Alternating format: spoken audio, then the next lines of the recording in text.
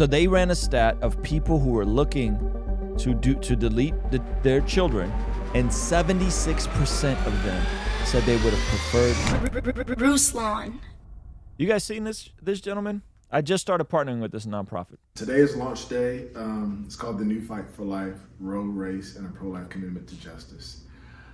It is, I've been saying today, did you want to write the book? And I say, no, I didn't. Because of the topic is heavy, it's hard, there's a lot of emotion in it. But we're a year removed from the Dobbs case. And so June 24th, 2022 is when Roe was overturned.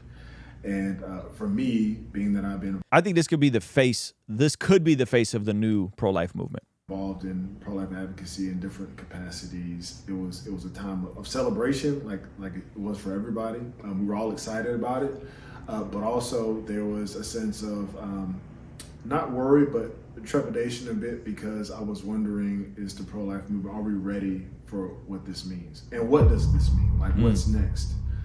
What does pro-life advocacy look like in a post-Roe era?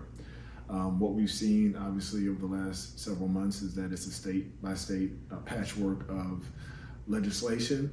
You see different states doing different things. You see tourism where people are traveling. You also see a reduction in them, but also an increase in states where it's legal. And so my hope in writing the book was just to cast a vision for what this new fight for life looks like, because I believe it looks different than the old one. I think that those who were advocating before did a tremendous job, and they're still doing it in the resource centers, pregnancy resource centers, in legislation, churches, individuals. But at this point, there needs to be a focus on justice. There needs to be a focus on restoration for communities and for people who haven't had opportunities and who are more vulnerable to it. And so it's exciting to release the book, but it's one of them topics that is hard to talk about. It brings an emotion with everybody.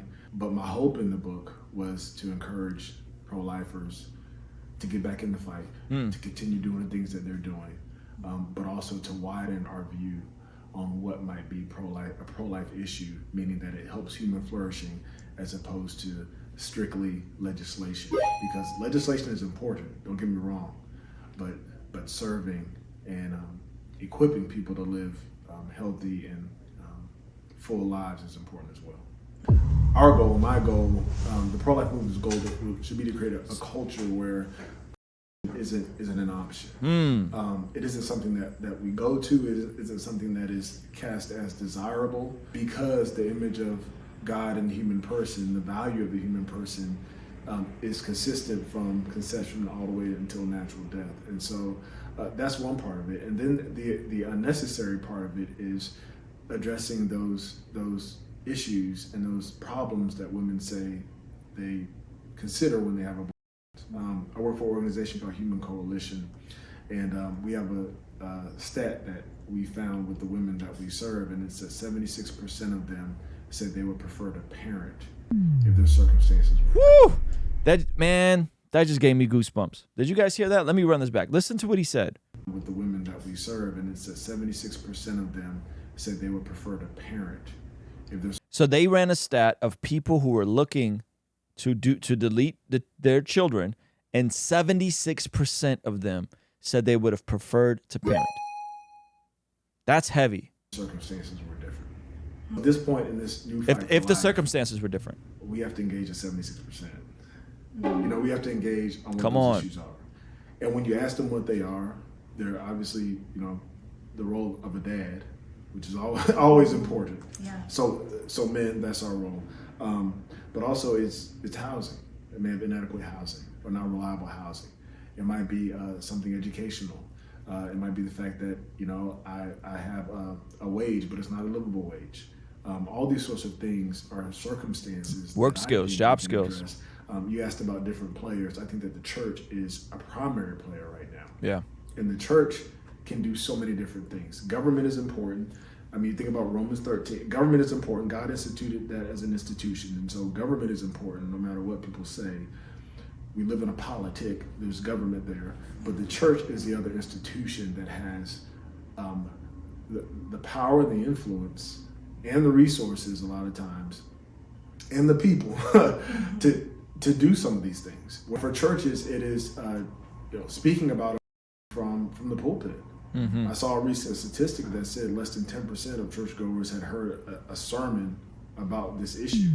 Part of the reason is because it impacts so many people. 4 in 10 women in the church have had an abortion. So I like to say 4 in 10 men have been involved in it as well. Sheesh. And so it's something that is prevalent in churches, so it makes it difficult to talk about sometimes. But if we don't talk about it from a perspective of conviction and compassion, if we don't talk about it from an aspect of forgiveness and restoration, nobody out there is going to do it.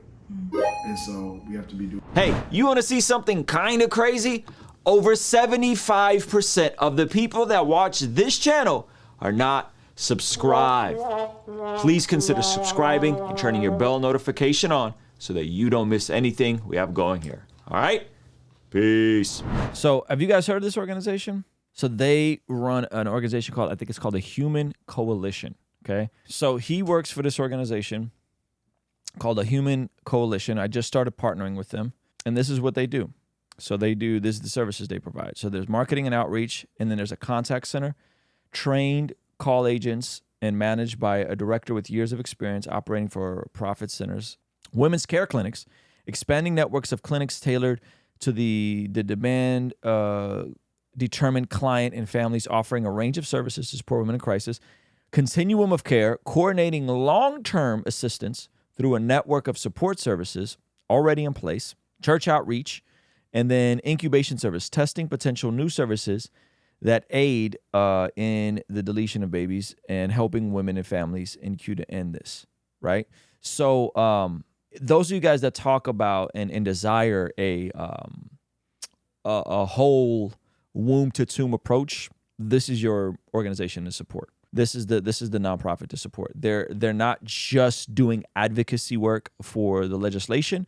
They're actually going into the communities. They're actually getting people connected to the resource centers. They're actually getting people a continued care.